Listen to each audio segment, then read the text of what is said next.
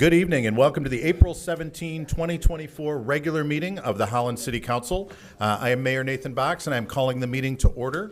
Brenda, would you please call the roll? Yes. Byrd. Present. Freeman. Here. Raymond. Here. Corbin. Here. Soul. Here. Rowan. Here. Shea. Here. Schulteis. Mayor Box. Present. We have a quorum. Wonderful, thank you. We're going to begin this evening's meeting as we have for many years, first with an opening prayer this evening by Councilmember Byrd, followed immediately by the Pledge of Allegiance, and we would invite you to join us if you're so inclined.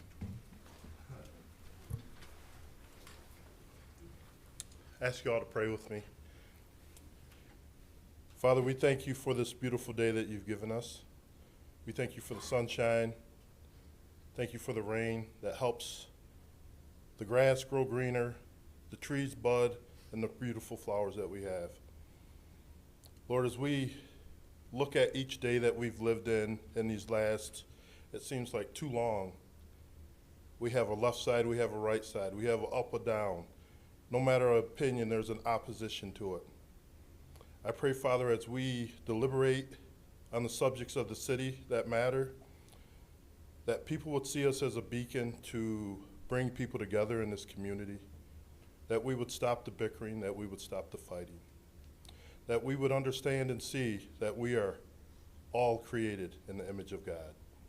And Father, as we deliberate, I pray that you give us wisdom, that you honor our decisions as they reflect your will. And I just pray a blessing over this meeting. In Jesus' name, amen. I pledge allegiance to the flag of the United States of America and to the republic for which it stands, one nation, under God, indivisible, with liberty and justice for all. Thank you, Mr. Byrd. Next item on our agenda are our consent agenda items. These are items that are considered to be fairly routine and they will be enacted by council in one motion unless a member of the public or a member of council asks to have an item removed from the consent agenda, and then it will be placed in its regular spot on the regular agenda. But before I ask that, Brenda, would you please review the consent agenda items for us?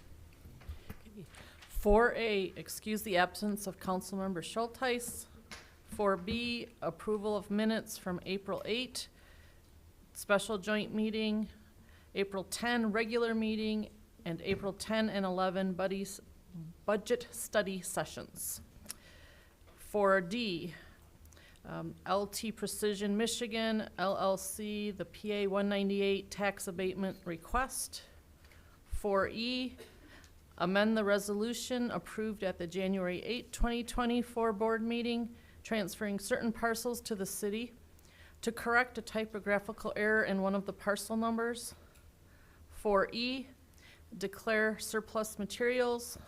4G, a bill of sale and utility easement for Shoreline Flats 2. 4H, Lake Macatawa transmission main rehabilitation, update project budget and engineering change order number 1. 4I, the 2024 street tree planting project award bid. 4J, Pilgrim Home Cemetery resurfacing project award bid. 4K, 2024 sidewalk repair project award bid. 4L, 40th Street sidewalk connection project award the bid. 4M, accept sidewalk easements from Vision Quest for property at 648 South Point Ridge. 4N, set public hearing for May 1, 2024 for HG Medical USA LLC PA 198 tax abatement request. 4O, set public hearing for May 1, 2024 for the CDBG program 2024-25 annual action plan. 4P, 4th of July fireworks permit for Great Lakes Fireworks. 4Q, Holland Public Schools renew agreements for law enforcement services. 4R, approval of lease agreement with Grand Valley State University for 4 former police vehicles. And 4S, authorize GDK Construction to approve the purchase of a generator for the Holland Park Fire Station. Great. Thank you, Brenda. Is there any member of the public that would like to have an item removed from the consent agenda and placed on the regular agenda? Seeing none. Council, any member of council that would like to have an item removed from consent and placed on the regular agenda? Seeing none there either. What is the pleasure of council in regard to the consent agenda? Move to approve the agenda as presented. Moved by Vreeman. Is there support? Support. Support by Byrd. Just beat out Sol on that one. Any discussion? Seeing none. Brenda, would you please call the roll? Byrd. Yes. Vreeman. Yes. Raymond. Yes. Corbin. Yes. Sol. Yes. Rowan. Yes. Shay. Yes. Mayor Box. Yes. Motion carries. Great, thank you. Next item on the agenda is public comment. Under the Open Meetings Act of the State of Michigan, we provide the public the opportunity to address council at our regular meetings, our study sessions, and to also address all of our boards, committees, and commissions. We do have guidelines that we ask you to follow. First, each person is allowed to speak only one time during public comment. It is one-way communication. It's an opportunity for you to speak to us about what you think is important. We do not engage in discussion or answer direct questions during the public comment period, but if there's a question that can be answered by staff, they'll follow up with you to be able to do that. We ask that when you approach the podium, you speak into the microphone, and please state your name and the municipality in which you live so that we know whether you're a resident of the city of Holland or not. And also, we ask that you limit your comments to 5 minutes. There are 3 lights on the dais in front of me. There's a green light, a yellow light, and a red light. The green light means you're doing well on time. The yellow light means you have 1 minute left. And when the red light comes on, your time has expired, and we are strict about that. So having said that, if there's anyone here who would like to address council at this time, please come forward.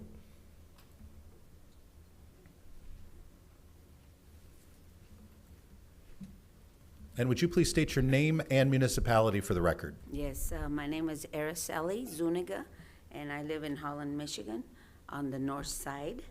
And so we're just, I'm coming here, and I have something to read here.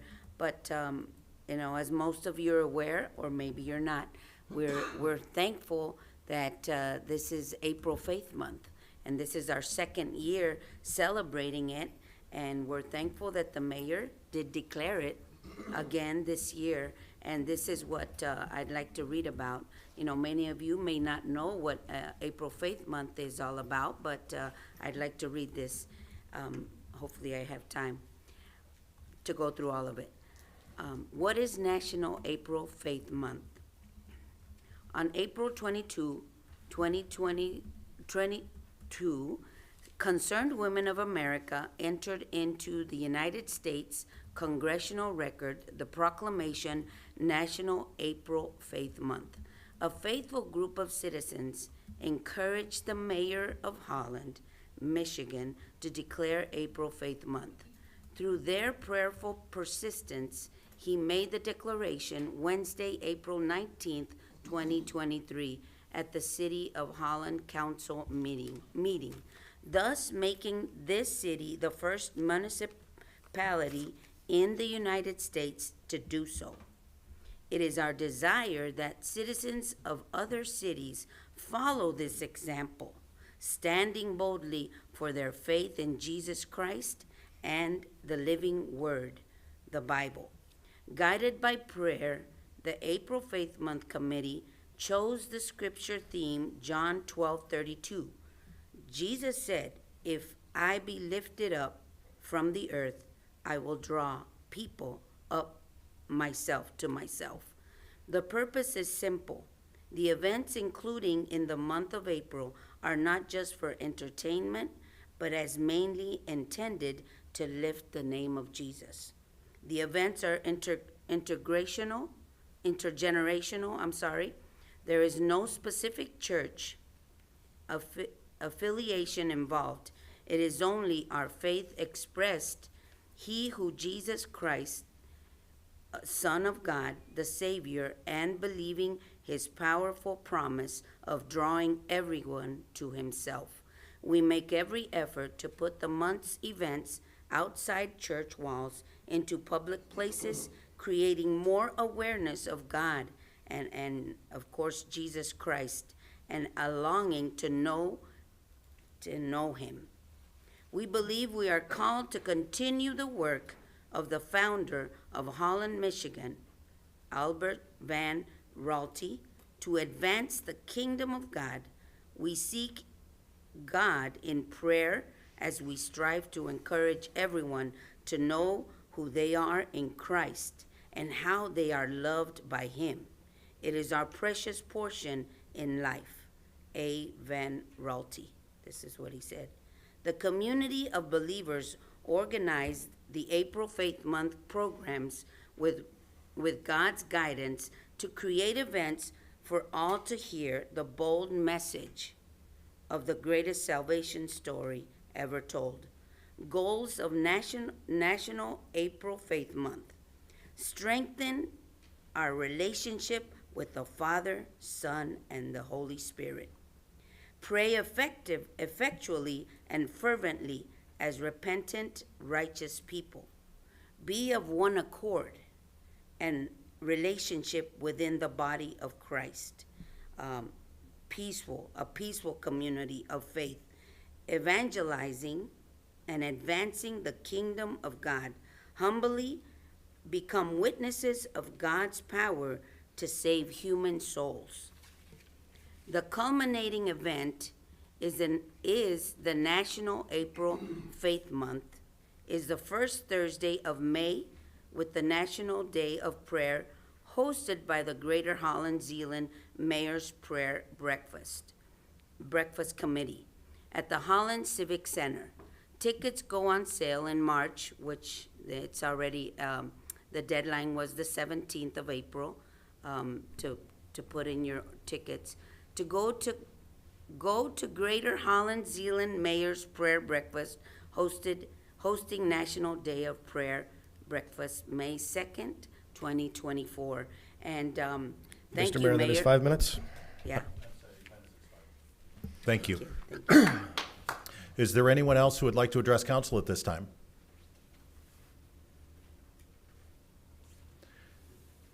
And you're one of our HIAC students, so I have a little more requests for you. Okay. We love to hear what school you go to, what grade you're in, how you're involved in HIAC, and if you have any plans for the future, and if you don't, that's okay, because I didn't have any at your age either. Okay.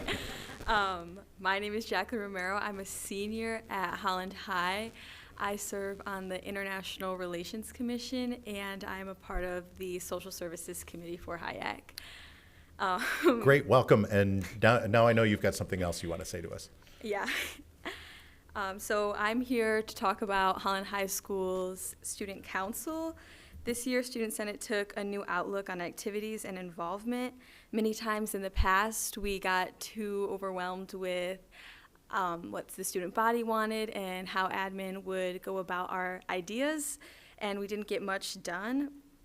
But this year, we had really good experiences with how we ran things. Some events we hosted were a movie night right before Thanksgiving. We did a winter spirit week and candygrams for Valentine's Day. We put on our movie night in the Performing Arts Center where it was free for all students to enter, and we sold popcorn and Capri Suns for 50 cents. We ran out of those, and we had about 100 more students come than we expected, which was something we were really proud about. So I would say the night was a success. A big push this year was to make things more available for all students. We didn't want anything to be a financial burden or a barrier, so we wanted a lot more participation in school activities. So when we did our Winter Spirit Week, Monday we handed out little Hershey Kisses to all students who entered through the front and back doors in the morning, and then Wednesday during both lunches we handed out free hot chocolate, and Friday we put together a raffle, and at the beginning of the day they were handed a little ticket, and then at the end of the day we picked two, and both of the raffle prizes were $100, like worth $100, not actually $100.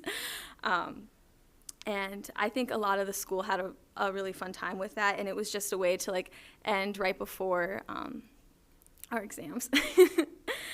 And then, so our goal is to make school more interactive and fun outside of the classrooms. And then we decided to sell our Valentine candy grams for $1. We did like little candy bracelets, and we had a good outcome with that. We sold during lunches, and then we had a few extra, so we passed out 202 students who we thought deserved a nice gift. We continue to look for more opportunities to make more events more accessible. And one blatant area that can use improvement at our school is sporting events. Right now, we're working on making our athletic passes free for all students. Currently, we're in the process and have confirmed with admin about making them free for all athletes and all club members next year. And then we look forward to, after that is like official and passed, then we can make it for all students to be able to get a bigger school, like, what is it, like, where am I at? Yes. We want more activity, more involvement. And so like right now, our sport passes are free for people who attend our physical night or if you pay $20. And then we want them to we just want more involvement with the school. And then we continue to plan our school dances, assemblies, and spirit weeks. But we want just the school to be fun, and we want better involvement with the student body. So yeah, thank you for your time. Thank you for your service. Wonderful. Thank you very much. Yeah. We love having you guys here. Yeah. Is there anyone else who would like to address council at this time? And would you please state your name and municipality for the record? Yes, I am Cheryl Clark, and I live in Grand Haven City. Thank you for allowing me to speak. And my name is Cheryl Clark, and I am the Ottawa County Treasurer. I was appointed in December to fill Amanda Price's position because she retired early, and then I started in January. I was appointed because of my experience. I was the Chief Deputy Treasurer for Ottawa County for 15 years. I worked for Ottawa County for over 28 years, and I have over 32 years of experience in public finance, including 9 years at the Robinson Township as the treasurer there. I was born and raised in Grand Haven, and I have lived in Ottawa County for most of my life. I am married to my husband, Joe, for 33 years, and we have 2 sons in their late 20s. I am running for Ottawa County Treasurer, and you will see my name on the ballot in August. And the reason why I am running is because I would like to continue the tradition of transparency, integrity, fiscal responsibility, service to our county residents, and preventing foreclosure. Now I'd like to give you a little update on our office. We just completed the process of settlement with 17 townships, 6 cities, and 1 village. So you probably should have received a check from our office for those delinquent taxes. We paid out over $7 million in delinquent taxes, which was $1 million more than what we paid out last year, and that was due to state denial of principal residence exemptions. We also, in the month of March, had a very busy time taking tax payments for anybody who had 2021 delinquent taxes, because if they did not pay by 5 p.m. on April 1st, then we would foreclose on their property. We started out the month of March with over 60 properties, and we ended up only foreclosing on 9 by the end of the month. So we had 2 houses. One was in Spring Lake Village, one was in Polkton Township, and we had 1 business in Coopersville City. And the rest are all gap pieces of property, tiny little strips of land that nobody owns. Now the county does. So I would like to share a story with you of something that happened with at the end of March. It was actually the Saturday, March 30th, that I decided to go out and visit anybody who had a home and had not paid their 2021 taxes. So I went to a home, and as I was pulling up, the gentleman was getting in his car and getting ready to leave, and he saw me pull up, and I have Ottawa County Treasurer on my car, and so he stopped, came out, and he was going, I know, I owe my taxes. I'm going to try to pay them. I'm trying to pay them. And we talked, and he had come upon some really hard times and was struggling financially. And I said to him, you know, I have a packet here with some information for you, agencies that can help you with paying your taxes. There's also a form in there, a hardship exemption form that you can fill out, which will give you a 1-year extension to get those taxes paid. All you have to do is enter into a payment agreement with us. I said, I am the Ottawa County Treasurer, and I would tell you now, I will sign off on that if you get that to us by 5 o'clock on Monday. And he did. And I was not there because I was out visiting other homes on that Monday, but my staff said that he came in and he was crying because he was so happy that he had that year's extension, and he knew he was going to be able to save his house. So it was one of our good stories that we have. And I also placed my annual report that I submitted to the Ottawa County Board of Commissioners at each of your places. So you can read that when you have some free time. You'll see what all our office does and the different activities that we do. It ranges very widely in the different things that we handle. You'll also see my business card. So if you have any questions about the county or the county treasurer's office, please feel free to call me. And I also have my brochure so you can learn more about me. Thank you. Thank you. Is there anyone else who would like to address council at this time?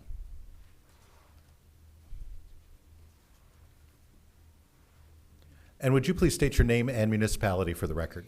Yes, I'm Myrene Cook. I live in Allegan County in Valley Township. I'm also the Allegan County prosecuting attorney.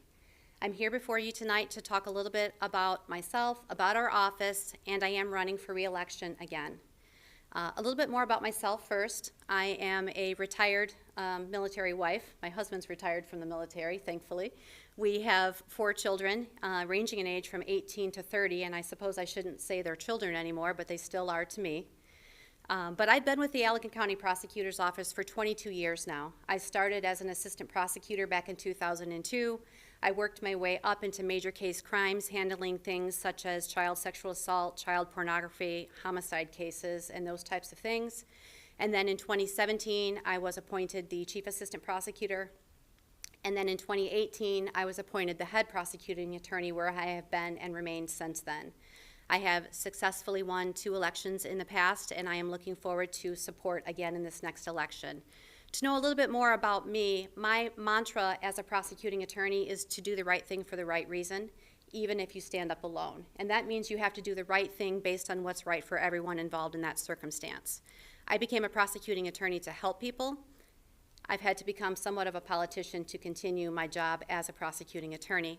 But I'm also very involved in our community. I'm a member of Rotary in Allegan County. I've been on the board of directors for Sylvia's Place, the Allegan County Domestic Violence Shelter. I've also worked very closely with Resilience over the years as well. Currently, I'm on the board of directors for Safe Harbor Children's Advocacy Center, among a variety of other committees and things in Allegan County.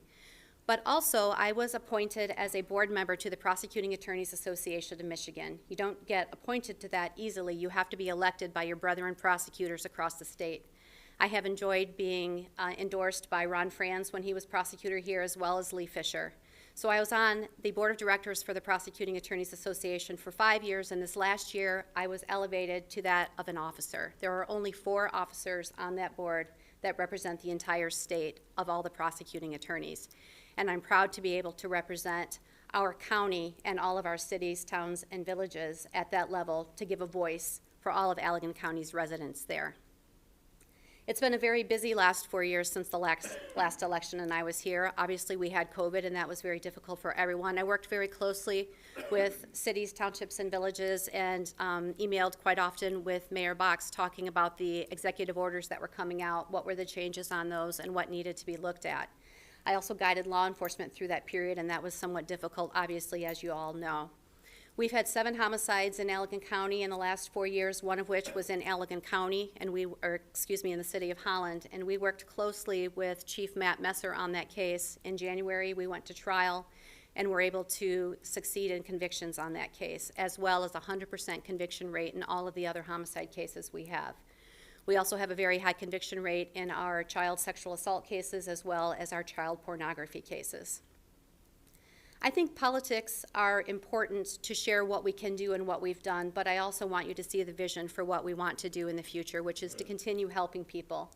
There are times when convictions mean we need to put someone on probation. We might need to be an intervention in their lives where they may need some assistance, whether it's a substance abuse issue and we work with our specialty courts, or it's some other kind of thing. We can direct probation and direct the plea agreement to working together to make sure that we can solve some of those circumstances for our citizens. I think that is an important part of being the prosecuting attorney.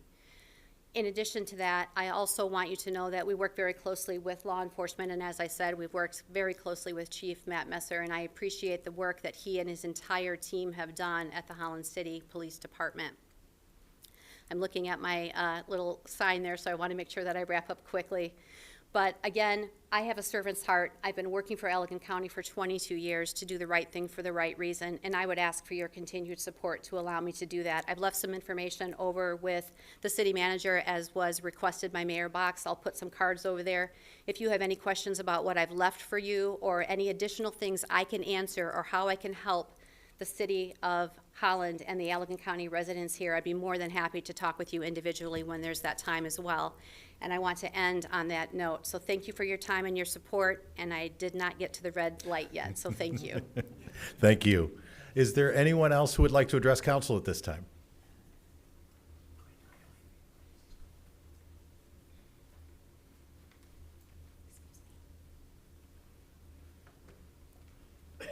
And would you please state your name and municipality for the record?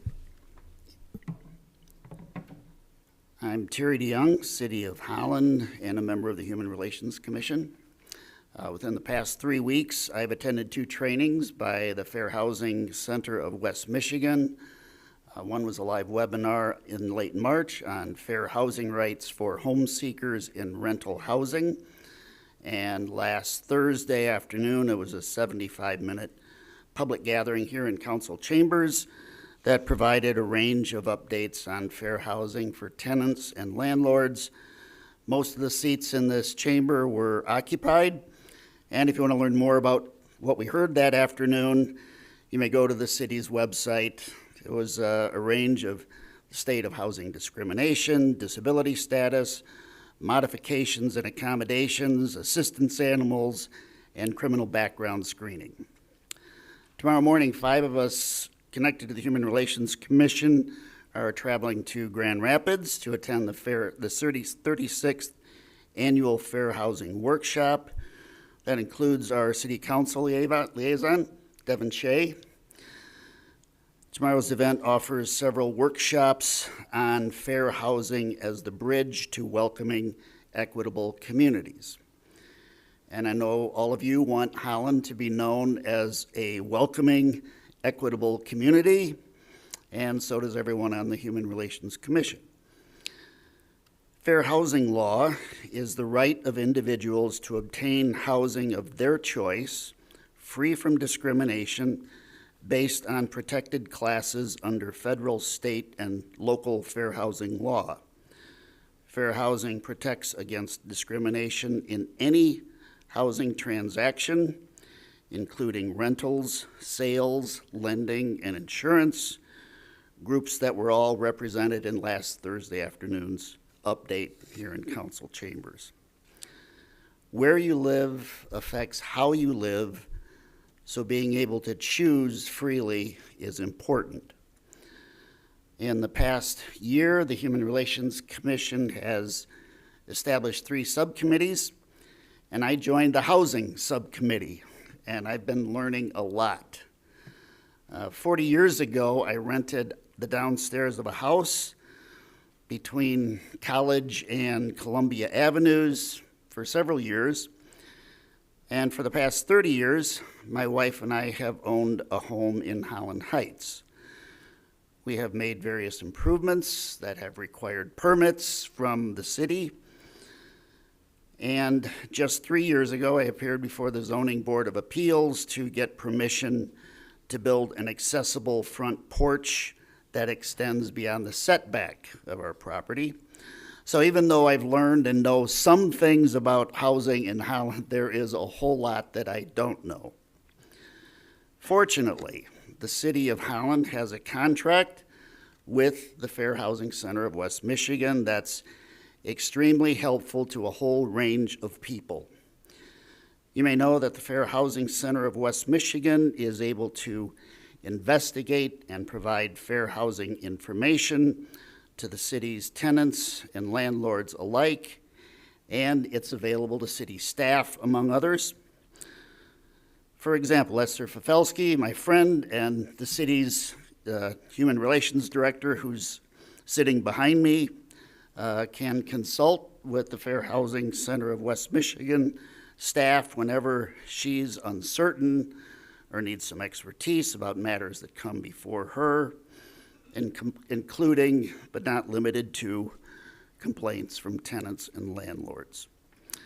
This arrangement was in place before Esther's time on staff, but she will tell you that every community should have a partnership with the Fair Housing Center of West Michigan. They are very helpful, whether you're a tenant or a landlord or in some other role. So I'm here tonight to say, as a Human Relations Commission member, thank you for supporting this long relationship that the city has with the Fair Housing Center of West Michigan. Their expertise, their educational offerings, their outreach, their research, advocacy, and availability and more continue to be helpful to so many of us who call the city of Holland home. So, thanks. Thank you. Is there anyone else who would like to address council at this time?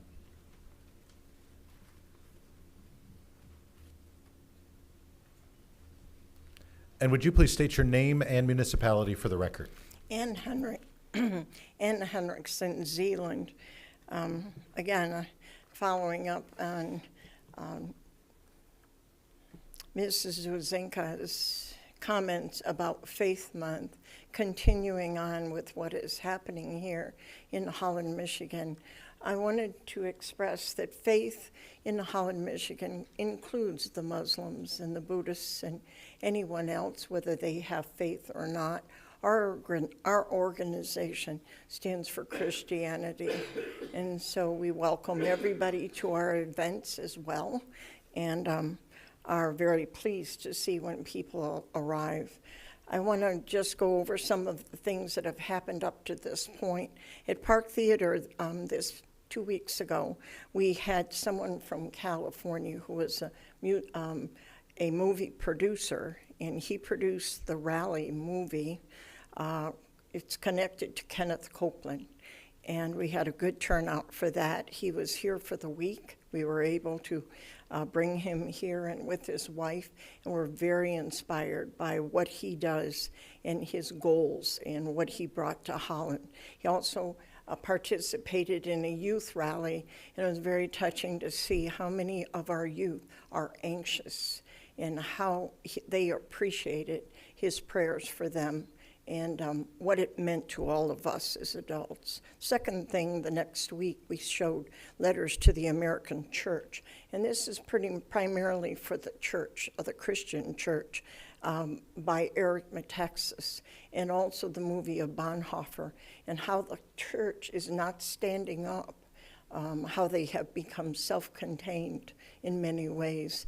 And that's how Hitler got his foothold, is by silencing the church. So it was very inspiring and a warning to the churches.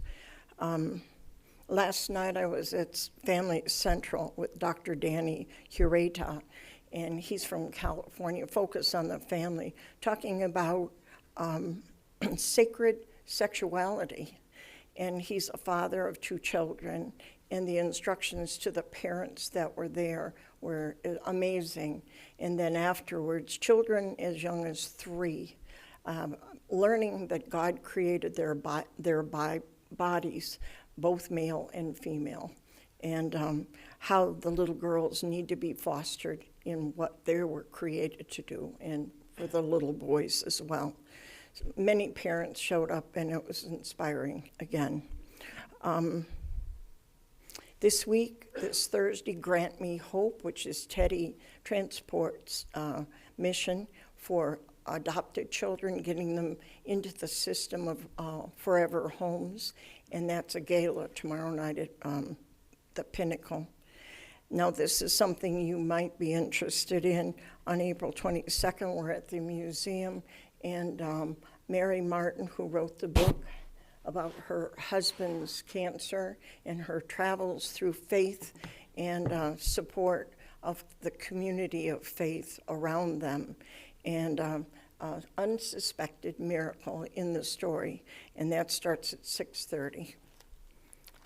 We will also have at Hope College on the 24th a Eucharistic procession, and even though many of us aren't Catholics, we are joining with them to celebrate their faith.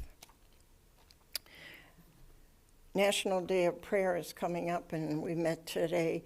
250 tickets sold, and very excited about what we are coming together to pray for our city and all the parts of the city, you included, and then the nation. Also, back up, April 25th, Turning Point has a ballet at the Knickerbocker Theater for Redeemed is the name of it. You don't want to miss that, because those students are trained excellently. We're selling T-shirts, and we're looking forward to next year, a bigger time. Also, just a question for you, and maybe you can answer this, Keith, is we're interested in the Memorial Day Parade. We would like to march in that. So I've made contacts a couple times to the city, and they've given me a name, but that person hasn't responded. So there might be someone else I need to contact. So that's it. Thank you for the opportunity That is for 5 minutes, April Mr. Mayor. Faith Month. Thank you very much. Is there anyone else who would like to address council at this time?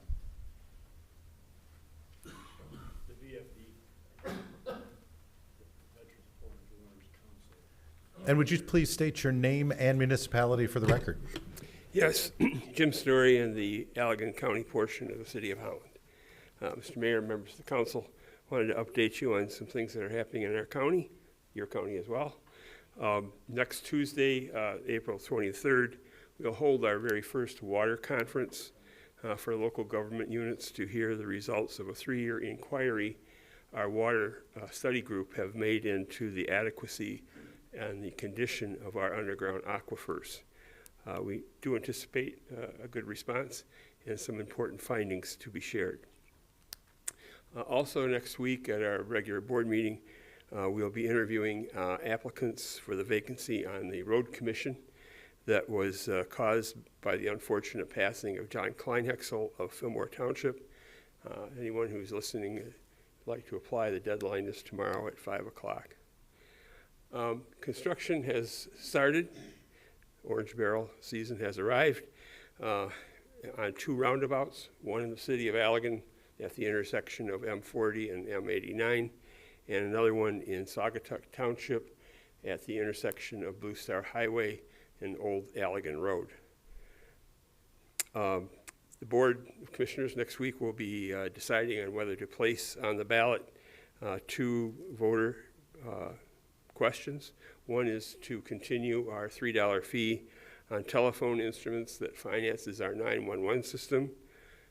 Right now, we are the only county in the state that exclusively finances our central dispatch through this instrument fee. And the second one is to put on the ballot renewal for the Road Commission's 1 mil that they assess for obviously road improvements. Historical fact, in 1968, Allegan County voters became the very first one in the state to authorize this kind of road millage. The Allegan County Conservation District, I'm the liaison from the Board of Commissioners to the district, is holding its annual tree and shrub sale this Saturday from 9:30 a.m. to 2:30. And they will also at that time dedicate their new building that was made possible by a voter-approved millage. The building is at the corner of Dumont Road and M40, M89 intersection. Last week, our emergency manager, in association with the AESA, which is the intermediate school district in the county, held a Safe Schools Conference that attracted participation by 70 members of the law enforcement and educational community. We intend to have some more follow-up. Sarah Clark is our emergency manager and the successor to your own Scott Corbin, who held that post for many years. So that's pretty much what's happening right now. I do have a list of things that has happened in the past 10 years that I'll share with the city manager. But I said the last 10 years because this is my 10th year of being county commissioner representing the city in Allegan County. And there are about two things I'd like to highlight on that list. And one is we started pretty much 10 years ago what I call the Allegan model for addressing building needs in the government. Rather than building a building from scratch, we've looked at reutilizing perfectly sound buildings that have lots of life left. The very first one was converting a former Hayworth seating factory to our correction center and sheriff's office. That saved about $15 million to the voters in construction costs. The second one was completed 2 years ago when we converted a former big box store into our mental health headquarters, combining 3 buildings scattered across several areas in the city of Allegan and Allegan Township into one structure. That saved another $10 to $12 million. And right now we are expanding our courthouse and moving some operations from there out to the vacant space that our mental health people occupied. And that one will probably save another $10 million. So that's, and finally, I got about half a minute left.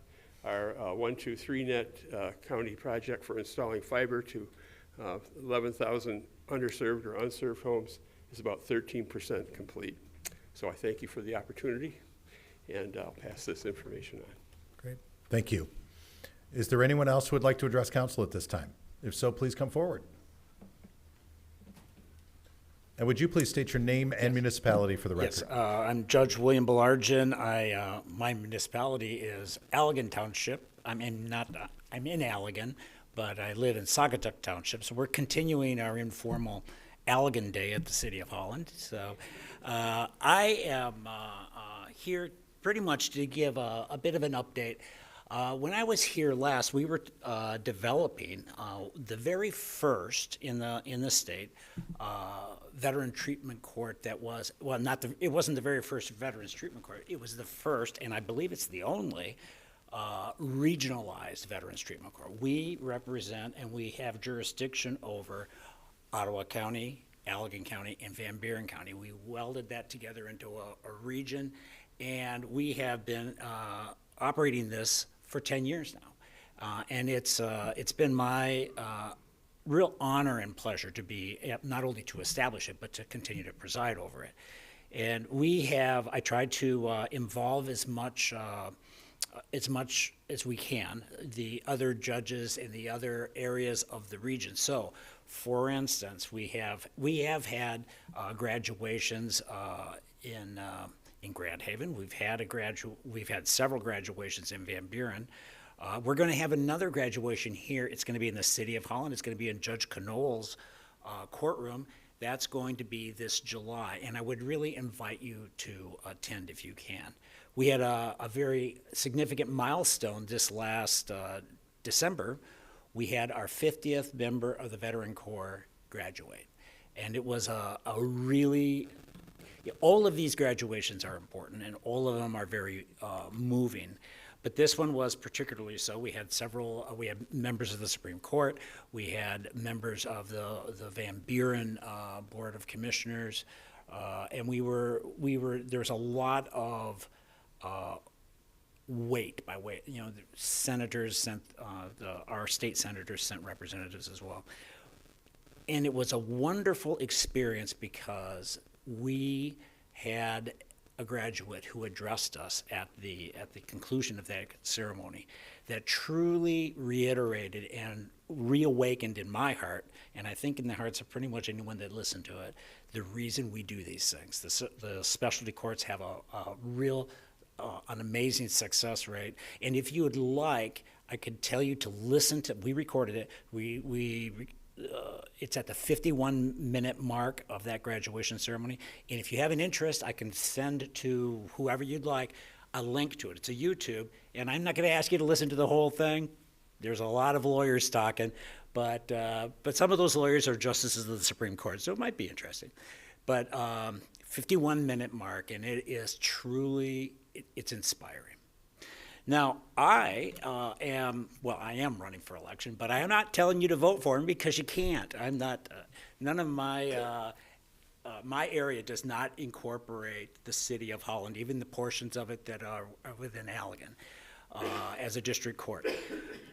But I do note that there is a circuit court race going on, and it is truly I'm really excited and happy and passionate to be able to endorse one of the individuals that is running for this, because this person stands head and shoulders above the others, because she has the experience in all the ranges of what would be expected of a circuit court. She has experience in prosecution. She's still a prosecutor. She has experience in criminal defense, and she has family law experience with things. And these are very important aspects of the court.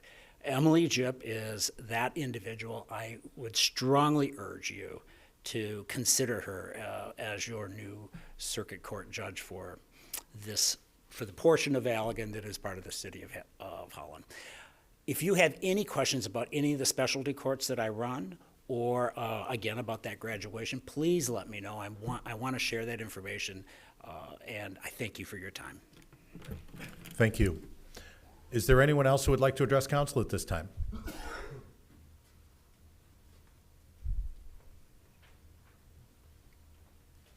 And would you please state your name and municipality for the record? Okay, good evening. My name is Emily Jipp, and I live in Laketown Township. So I'm an Allegan County resident, but obviously I am running for circuit court judge, as you just heard Judge Belargin indicate, and so the 4th and the 5th ward would obviously fall within the Allegan County jurisdiction for the circuit court race. So I just wanted to take a few minutes, and I'm sorry for the rest of you that have to suffer through my spiel, but I wanted to introduce myself to the members of the council that this would be applicable to. My name is Emily Jipp, and I am running for circuit court judge. This is the newly created position, so there is not an incumbent. There are 3 female candidates running for the position.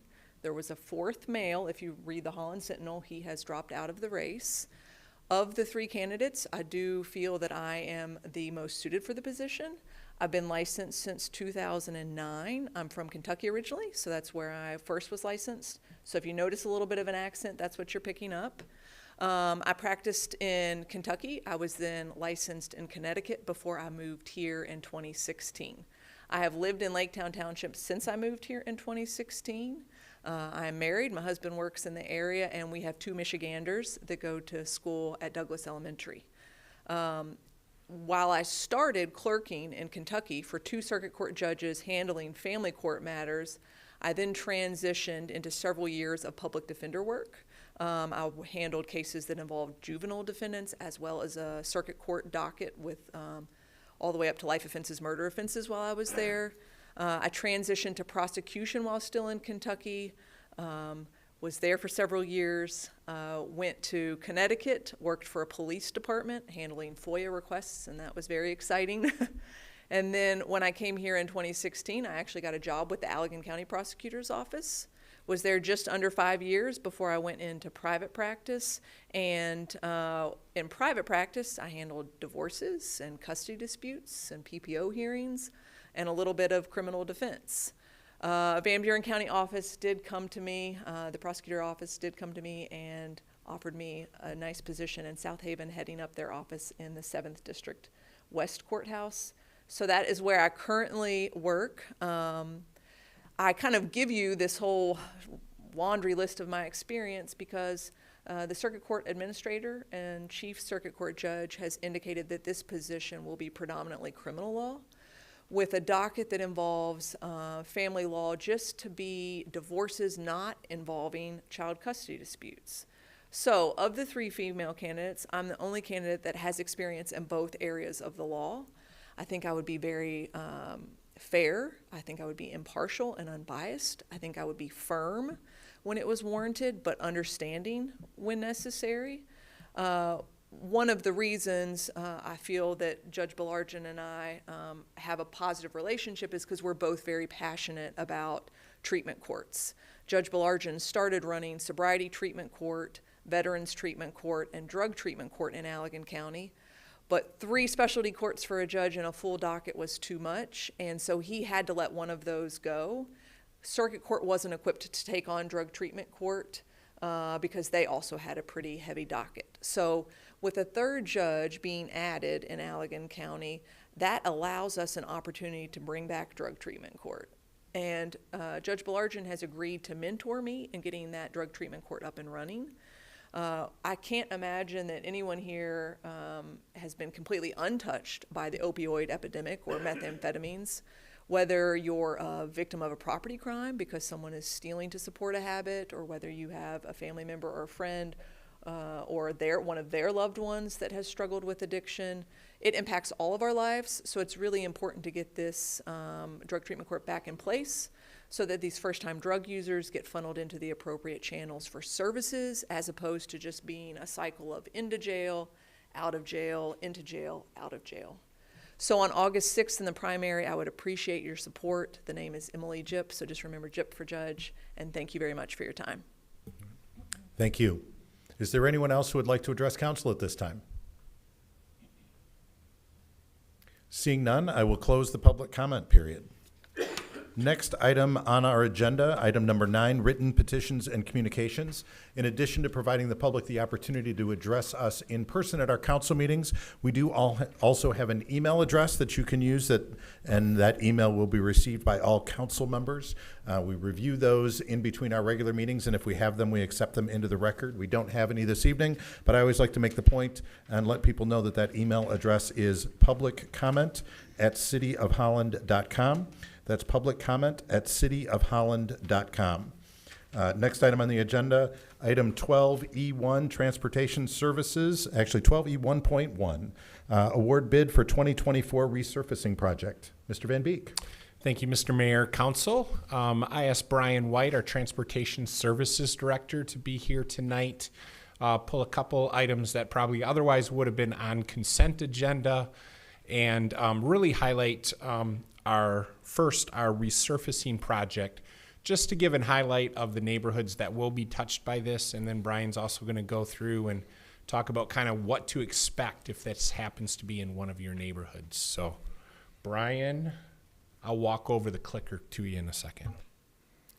Okay, thank you, Keith. Good evening, Mayor Box. Good evening, council members and members of the public. Before you tonight is a recommendation to award our 2024 resurfacing project.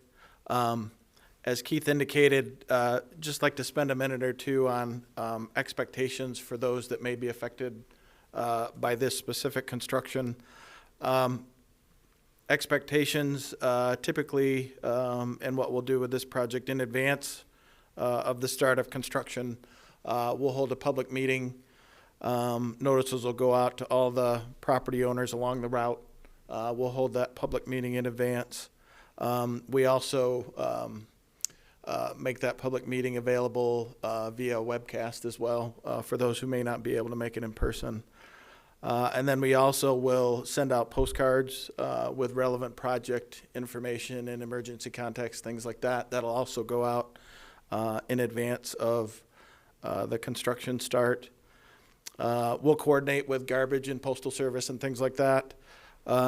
Again, standard for all of our projects. And then what we'll have on this project, and we typically try and employ these two, is the electronic message boards that will just update as the project progresses. And then during construction, we'll continue to use those electronic message boards, provide information out to the traveling public and the property owners along the route.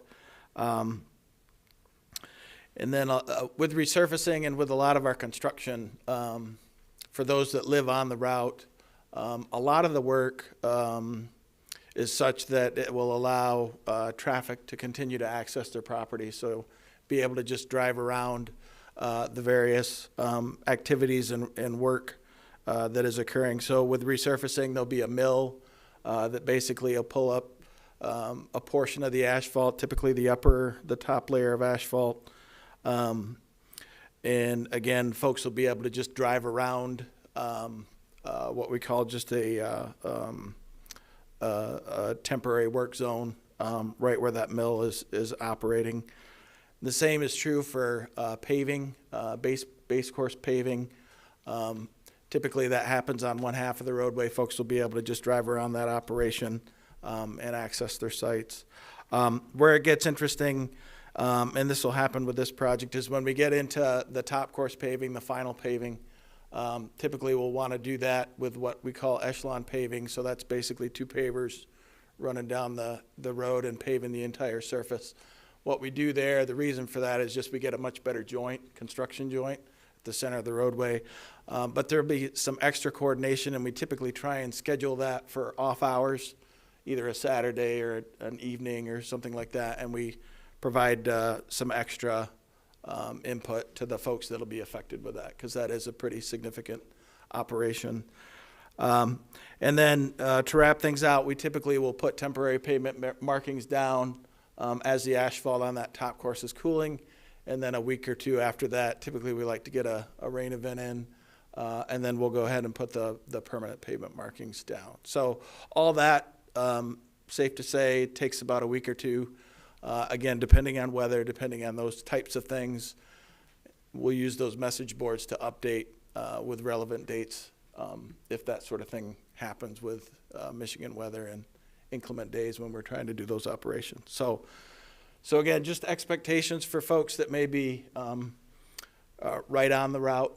And then stepping into a couple of the details that I'll just share with you on this particular project.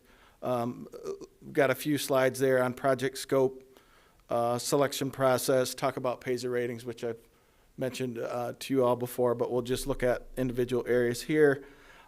Pavement design, I won't go into too much detail here, but just so you understand a little bit about the program and what we're planning to do out there. And then I would like to highlight a couple of additional details with regard to our non-motorized plan and some cool things that I think we're able to incorporate with this project on that. So with that, scope of the project, about 3.15 miles worth of paving, resurfacing. It's all highlighted in green there, the routes. 2 of the areas we're going to coordinate with the Allegan County Road Commission at project limits. So that's on Washington Avenue at the south city limit, and then also on Lugers near the south city limit. PASER ratings, again, this gets to how we select our projects. You can see here PASER ratings for the routes involved, red being poor condition, orange being fair condition, and green being good. Just a kind of a snapshot of the local area. I should say that it's a colorful map, certainly. One of the reasons we're choosing what we're choosing is we're also mindful of that Allegan County Road Commission work on Blue Star, Washington Avenue. And the detour route associated with that kind of limits what we can do this year and what we are going to plan to do next year. So again, we've got to keep those detour routes in mind with the neighboring work. The other piece that I want to just highlight, here's a couple of slides just on the left there, some close-up of Lincoln Avenue, and on the right there, 64th Street. So the pavement's pretty tired. It's in need of some rehab, and that's why we're here. One of the things I'd like to talk about too, and mention this through budget, but I just want to highlight it again, is on the chart there before you, the gray bars basically are our overall PASER rating, and we're doing pretty good. We're holding above 6, which I think is good, particularly compared to other communities of our size. But the one thing I want to point out is those orange bars, which represent our major street network. You can see those orange bars are trending down. And that's what we're trying to stem here with the types of projects that we're picking, making sure that those are on our major network so that we can reverse that trend, or at least stay that trend and keep those numbers as high as we can with regard to our major street network versus our local street network. So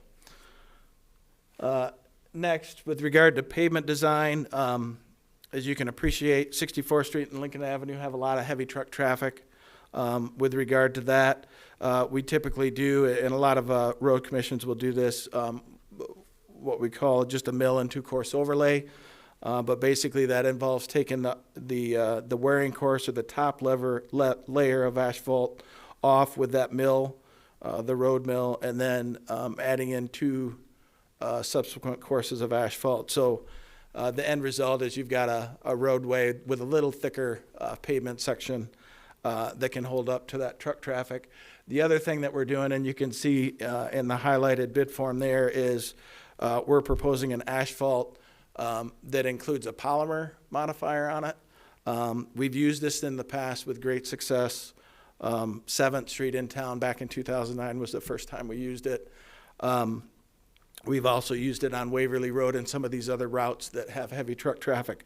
One, it counters the rutting that you often get with trucks, but then 2, it also extends the pavement life. So you can see there the unit price is a little bit higher, about 16% higher, but definitely you get, one, the mitigation for the pavement ruts, but then also the extended pavement life. So then lastly, I just want to touch upon our motorized plan includes some recommendations for bike lanes on both 64th and Lincoln Avenue. We feel we can accommodate those with this project with just a little bit of widening on either side, a few inches. And then that would allow us to implement a cross-section with a 4-foot bike lane and an 11-foot through lane. And you can see that half cross-section highlighted there. This is actually out of the AASHTO bike facilities guide, and these are the standards required for that. So we're happy to be able to accommodate that. The other thing that does is it will connect up to our existing bike facilities there along M40. So there's some nice connectivity associated with that. And for future work, particularly when MDOT goes to look at overpasses over 196, having that facility identified and present, I think will stand a much better chance to get those kind of improvements through their facilities and over 196. So with that, recommendation before you tonight is to award the project to the low bidder Black Gold Transport in the amount specified. And I'm happy to answer any questions with regard to the project. Yeah. Any questions or comments for staff? I just have one, Brian, in regard to Payzer ratings. Is it your team that's going out and doing the inspection? Because I know the Macatawa Area Coordinating Council does some of that. Do you guys do that as well? Yeah, so we do that on our own network, and we've done that for ever since I've been here. So our entire network, we cover that every year with the Payzer, and then we also participate in the team with the MAC when they go and do the urban area. Okay. Can you just brief explanation for people who might not know what is involved in figuring that out? Yeah, sure. So Payzer rating is basically it's a pavement assessment process that involves some training on the front end. So the folks that want to get certified in Payzer attend a couple of days worth of training so that everyone's on the same page with what is a given condition and how that's rated. And then you are required to get that updated every year. But basically, it's a 1 to 10 scale. It's a visual scale that's done basically from the windshield of a car. And there's some criteria associated with that, but it's basically a 0 being the road is in very poor condition, or a 10 being it's a brand new road. So somebody's driving every block of every street in the city every year to inspect the pavement. Yes. Yeah, that's what I was hoping to get to with that. That's and I know we do it regionally as well, but that's a lot of miles of somebody doing windshield time inspecting the road. So we appreciate that. I know that's not an easy job to do. Yeah, we try and spread that out over about a week or two because that does get, it gets, as you can appreciate. Yep. Yep. Any other questions or comments, Mr. Corbin? Oh, I'm sorry. Go ahead, Kim. So that's windshield time, not bicycling time? It is. It's windshield time. If it was bicycling time, it would be a couple of months probably. You'd be in on good that. shape. Yeah. I had another question. You made a reference when you were referring, actually, I think the last slide that's still up on my viewer, relating to the bike lanes. What was the standard that you referenced something guide or standard? Yes. Yeah. So Could it's you just give a quick little nutshell on You that? bet, you bet. So AASHTO is an acronym for the American Association of State and Highway Transportation Officials. But what they do is produce design guides, if you will, that are generally standard guides for all things roadways, sidewalks, public rights of way.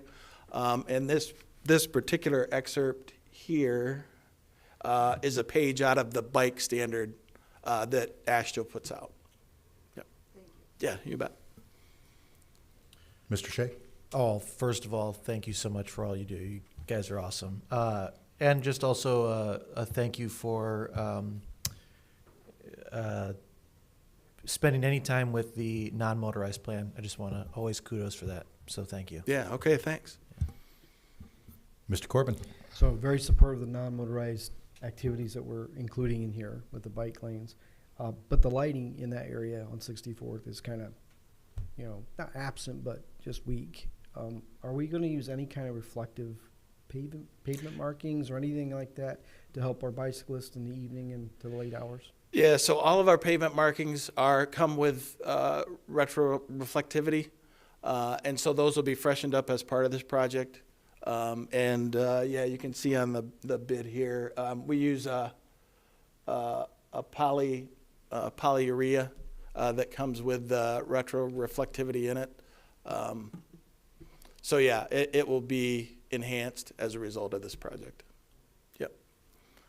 Any other questions or comments for staff? Great, thank you. Okay. You'll be back up in a minute, I'm sure. So, Yeah. What is the pleasure of council in regard to item 12E 1.1? Move to award the bid for the 2024 resurfacing project. Moved by Vreeman, is there support? Support. Support by Byrd, any discussion? Seeing none. Brenda, would you please call the roll? Okay, Vreeman, Yes. Raymond, Yes. Corbin, Yes. Soul, Yes. Rowan, Yes. Shea, Yes. Byrd, Yes. Mayor Box. Yes. Motion carries. Great, thank you. Item 12E 1.2, award bid for Interchange Drive Intersection Improvement Project. Mr. Van Beek. Thank you, Mr. Mayor, and you are correct. We're going to ask Brian to come back up here in a second. And while there were several other projects, it's kind of that time of year where a lot of things have been put out for bid and we're looking to award things. We thought this was another project, since Brian was going to be here anyway, explaining the resurfacing program, to talk about Interchange Drive and maybe just kind of highlight how we go about bidding out these projects and also doing these projects. So, Brian, take it away again. Okay. AASHTO. Yes. Yeah, Okay, I like thanks. it. So just briefly, so the resurfacing project, pretty large, over $1 million. This one's pretty small, relatively speaking with regard to the budget, but it is important and critical. So the location of this project is right there along Interchange Drive. Pilot truck stop is there. Speedway has a truck stop there. Heavy truck traffic, certainly. And we've been in contact with the local businesses there. Obviously, it's a 24-hour, 7-day-a-week operation. So we'll coordinate the work with them. And that was kind of one of the aspects of this project. We looked at doing this, given the size, we looked at doing it with our own forces. But we elected not to, just because of the time frames involved and the equipment involved, and which led us to bid this out on the market and get kind of a more of a mainline paver to do this. So one of the things, we want to get this done as quickly as we can and minimize the impact. So think bigger equipment, more ability to do that in a day or even less than a day. And then the other thing is, given the heavy truck traffic and the cross sections involved, we're talking about compaction equipment, things like that, that are bigger than what we would have ourselves. So we expect this to take a few days to complete. Granted, there's some cure time with concrete and things like that, but actual impacts to the businesses, again, we're hoping to minimize that. So just to go into the details a little bit with this project,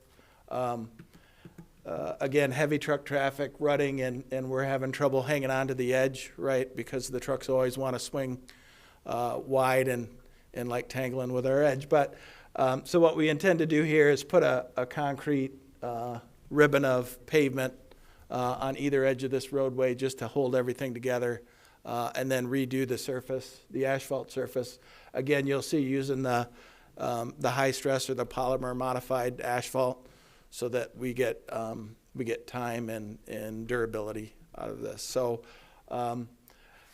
we had, I believe, just the one bid on this, but it was a competitive bid from Michigan Paving and Materials. They are a mainline contractor that you'll find out on projects like US 31 or Chicago Drive. And we would ask that the bid from Michigan Paving get approved for the amount proposed. Great. Thank you. Any questions, comments for staff? I just have one. Again, it has not gone unnoticed by a number of us up here that almost all of this work is being done in the 5th Ward, and we're just curious as to whether Mr. Corbin took you out for lunch. But it falls in with the Allegan County theme tonight. So. That's it. There you go. Well done. Well done. Now, what is the pleasure of council in regard to item 12E 1.2? Move. Oh, I'm sorry. Ms. Raymond. Yeah, I just have a quick question. It looks like there's a bike path or sidewalk running up against there. Is there any protection from the road? No, there is not. It is a sidewalk that's there. Low speeds, and there certainly is edge lines and paint, right, to help delineate what's travel and what's pedestrian. So, Yep. Anyone else? Don't want to miss anyone. All right, what's the pleasure of council in regard to this item? Move to award bid for Interchange Drive intersection improvement project. Moved by Byrd. Is there support? Support for all of the Allegan County projects. Support by Rowan. Any discussion? Seeing none, Brenda, would you please call the roll? Yes. Raymond? Yes. Corbin? Yes. Soul? Yes. Rowan? Yes. Shay? Yes. Byrd? Yes. Freeman? Yes. Mayor Box? Yes. Motion carries. Great, thank you. Thanks, Brian, appreciate it. Next item on the agenda, item 12E 4.1, purchase of Pierce Velocity PUC pumper for the fire division. Mr. Van Beek. Thank you, Mr. Mayor and Council. And in a moment, I'm going to ask Captain Chris Tinney to come up and talk about fire trucks. I mean, we probably should have invited a lot of school-age kids. They would have liked this presentation tonight. Speaking of the theme, this will be a fire truck that could be used in Allegan County, but it could also be used in Ottawa County, just for everyone for the record. Council, you know about this fire truck. You know that we talked about this both in our long-range financial plan and when we went through our budget sessions. So this is not a surprise to you. You also know that we're asking in conjunction with this to actually make a budget amendment where sound purchasing procedures and requirements actually say that if you would approve this, we'd actually budget for it yet in the Municipal Capital Improvement Fund, the MCIF, for still this fiscal year. But it's a very interesting program because we are now at a 46 to a 49 month wait process to actually get in line to have one of these fire trucks completed. So that's why we're moving forward, because we're dealing with, and I'm sure I'm stealing some of Chris's thunder, but a 1995 pumper truck that In many different ways, it's the right investment at this point and why we're recommending it to get in line and do that. But again, even though we are recommending that we wouldn't pay until delivery,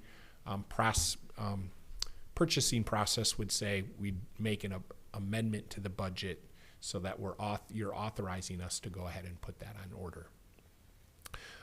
Captain Tinney, why don't you come up, and there's some slides loaded for you, and you can click through and you can talk about fire trucks and why we make the decisions and the recommendations we do.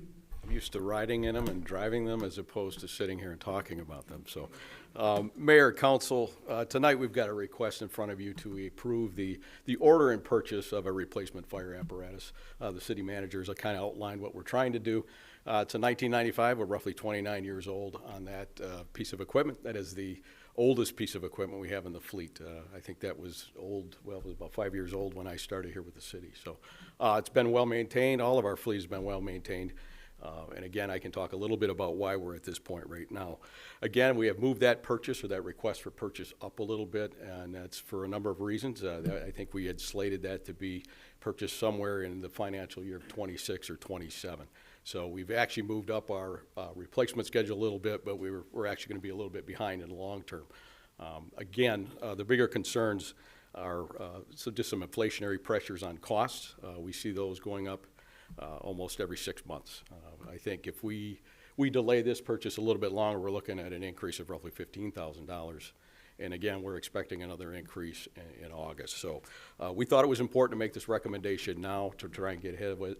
The other thing is delivery times. We're seeing those in excess of, we said 48. I checked with Pierce, and they indicated that that could be upwards of 49 plus.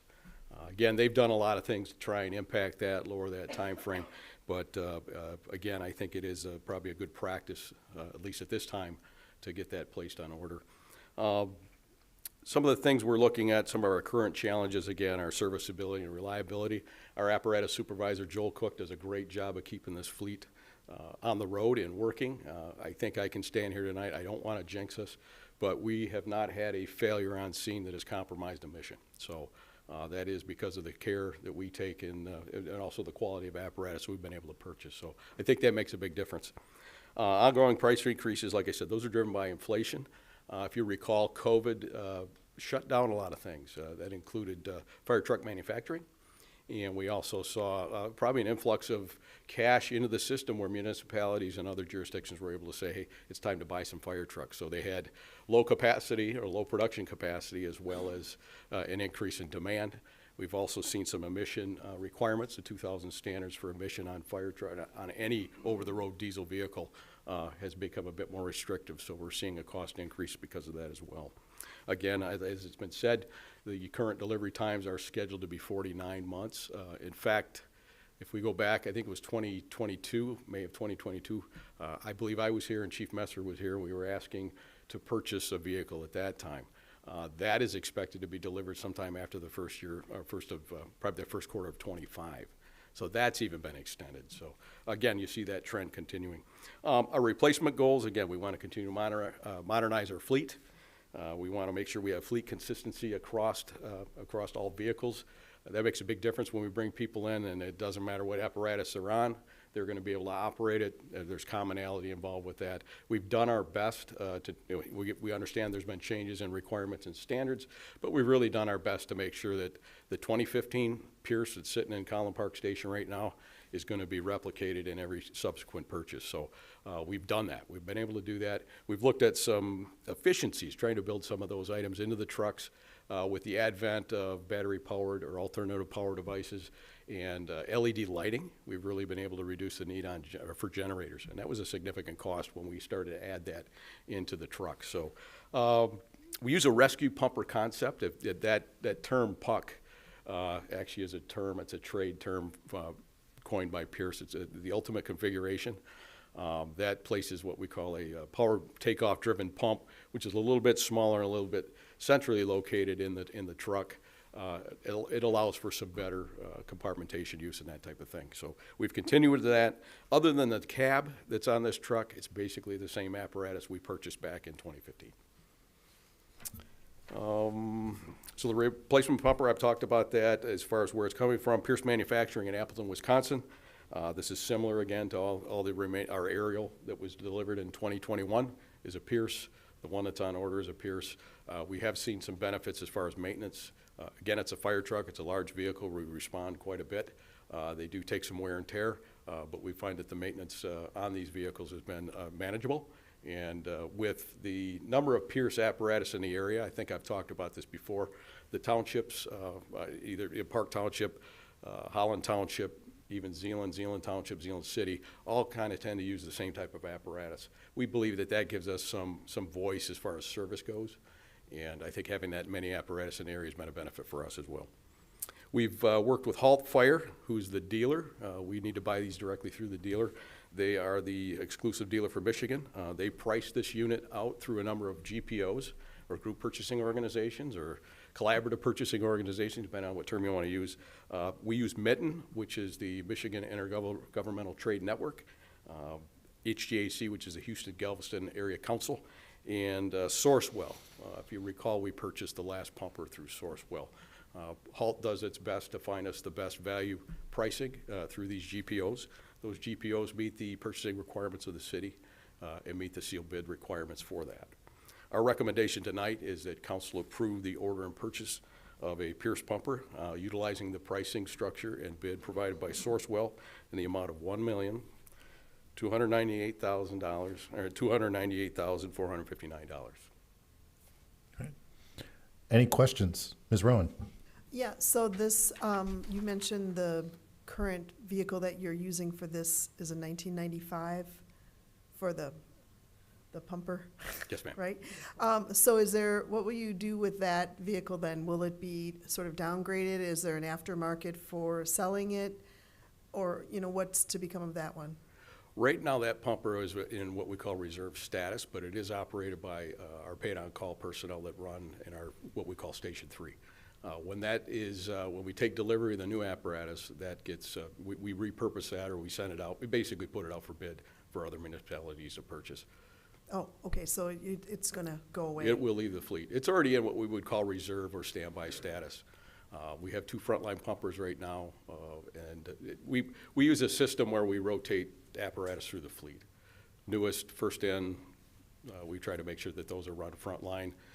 We follow a recommendation from the National Fire Protection Association. This is not a requirement, but it's a best practice that we operate those apparatus frontline for roughly 15 years, place them in a reserve or a standby status for 10, and then move them out of the fleet in roughly 25. Aerials are a bit longer because of the service life and the amount of use that they see over the lifetime. Our biggest challenge here is Michigan winters and corrosion, so it's not necessarily a lot of use. We do see a lot of use with them, but again, we've tried to build that into the type of trucks that they are. So. Thank you. Other questions for staff? Mr. Corbin? Chief, or Captain Tinney, so just for those at home, if you could explain a little bit about ISO ratings and with reference to equipment, I think it's important for them to note how our insurance premiums are related. Okay. The ISO is the Insurance Services Office. They work to develop insurance schedules or fee schedules or protection classes for communities. Right now, we're in ISO 3. And what goes into there is a number of different factors. It could be, first and foremost, it's our 911, our dispatch system. It's our water supply system. There's a significant amount of credit that goes into our water supply system, which is excellent if we look at that. And your fire service, what do they provide? And again, it's a protection class rating that's determined by an auditor. They come in and actually go through our training records. They look at our apparatus. The biggest thing with apparatus is the equipment that's carried on them and the fire flow capacity. So what kind of fire flow can we generate? And that's what we're trying to do. This is spec'd out at 1,500 GPM. We can develop that through a number of different fire apparatus on an incident. But that is a very short discussion about ISO. What we do here with water supplies, fire protection, fire equipment, maintenance, fire prevention, that package is evaluated, and that's what we determine, or the ISO will determine the protection class for the city.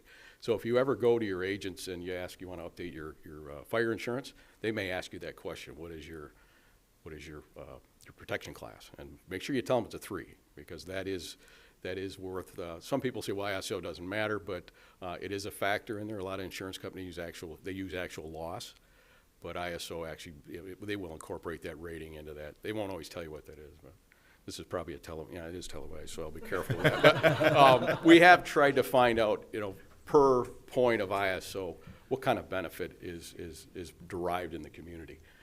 I will tell you that our large industrial and commercial properties probably derive the biggest benefit from that. But again, as homeowners and residents in the community, I think we all share in that. So, plus there's the tangibles, actually, what we see when we're able to perform. So, really appreciate the support. Yeah, thank you for that explanation. I think it's important for people to understand that. You mentioned this is a 29-year-old vehicle. Yes, By the time we take possession, 33 years old. I mean, that's an extended life, and that's due to the care that you guys take for our equipment. And I appreciate that. I go around and I meet a lot of first responders across the state and across the country in my line of work. But I can tell you, every time I talk about Holland, not only is it police, but fire, you guys stand above most fire departments, if not all fire departments in the state of Michigan. Outstanding work. I'm really proud to be a part of this city and proud to have you guys as our fire department. So thank you for what you do, and hopefully we can support you with this type of equipment. I humbly thank you. Ms. Soul. Thank you so much for that. I think it's been said it's going to be like 33 years by the time we take possession. Is there a market? What is the retail of, what do we think? I mean, with technology and, is there a market for this? Do we think we'll get, some change back or? I'll give you an example. We had an aerial prior to the replacement in 21 that was, at the time it was close to a $980,000 purchase, close to $1 million then, back in 2003, I believe. We sold that in 2021, and I think we collected about $30,000. So depreciation, and I think you mentioned it too, you've got obsolescence, the outdatedness of the vehicle really plays a role in what other people can do with it. It's going to be tired by the time we're done with it. I do have some concerns, how do we keep that running? Again, it is in a reserve status, or it's operated as a secondary unit by our paid-on-call personnel at Station 3. So I guess, based on that, I think we can get it through. We've got some fairly extensive mutual aid agreements too that could assist if we have a failure. So again, we'll think about that operationally. I don't want you to worry about any of that, and I hope you have the trust in us to make sure that if the need is there and the call is made, that we will be there with something. So trust in that, we will do whatever we can to make sure that happens. So. As long as they don't show up like little rascals. That got me into this job.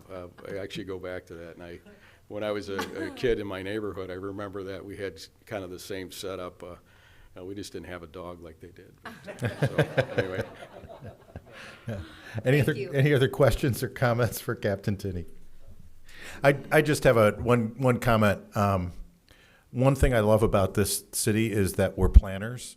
And the fact that we know 49 months ahead of time that we need to order a fire truck, I think is really pretty impressive and says a whole lot about you and about your team to not only keeping track of what it is that we need, but keeping track of these incredibly extensive lead times as well, so we have the new equipment when we need the new equipment. So thank you to you and to your team. And I had somebody ask me, how come it takes so long to get a fire truck? How come these fire trucks are so expensive?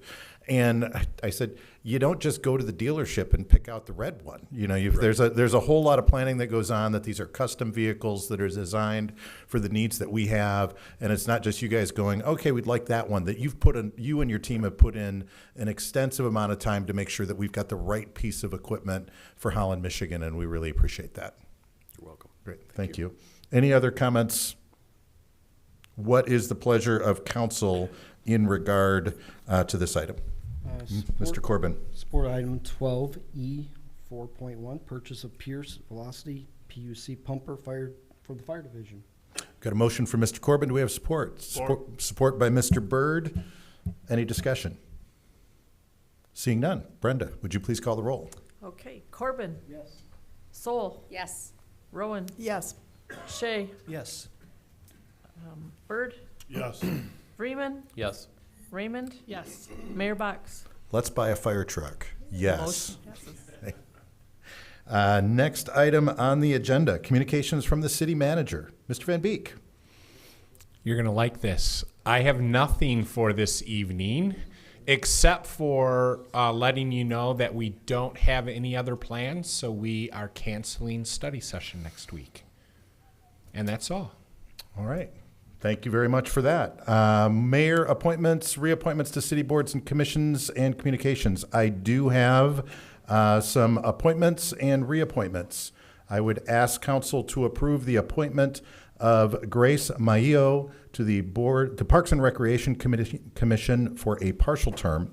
Said partial term expiring June 30, 2026. Ms. Maio will replace Commissioner Ron Chavez, whose term expired June 30, 2023.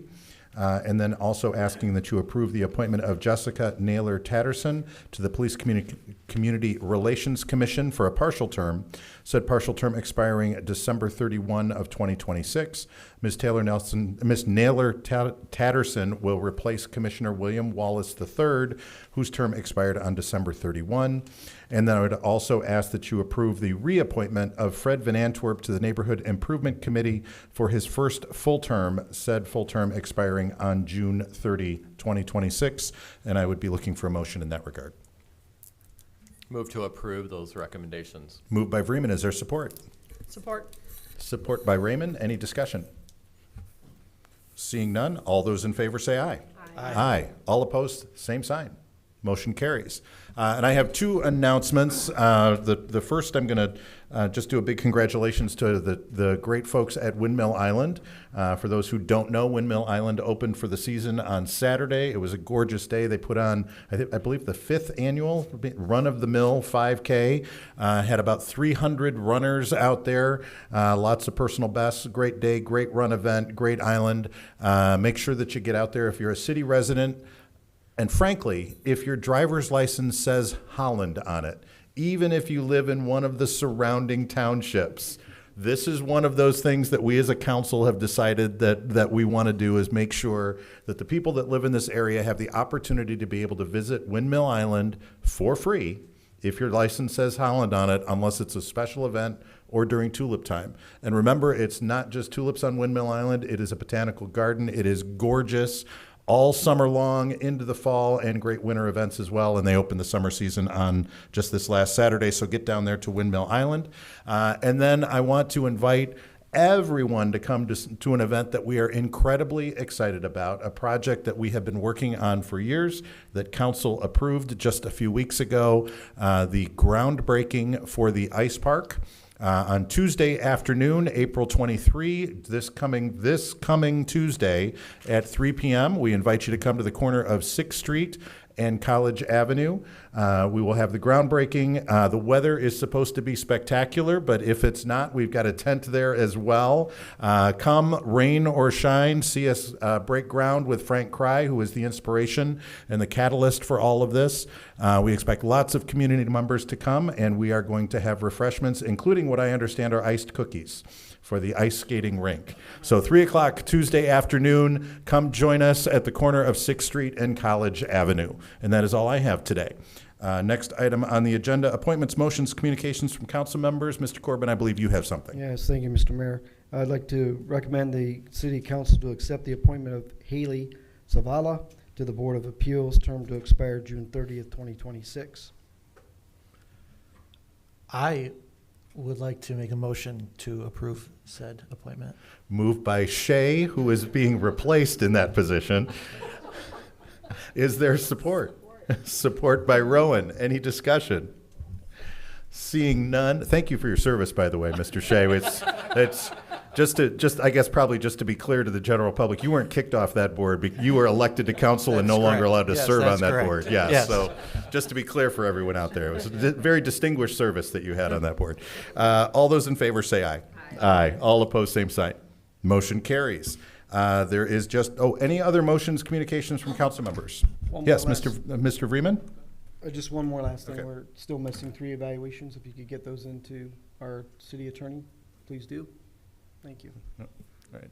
And Mr. Vreeman is, I think, just to mention publicly at this table, of all the construction that has started in the last couple days in our area, and what we are responsible for as a city and what we're not responsible for, particularly in Chicago Drive, is that's an MDOT project and it's not a city run, but it has certainly a ton of impact in Holland and all the different corresponding streets.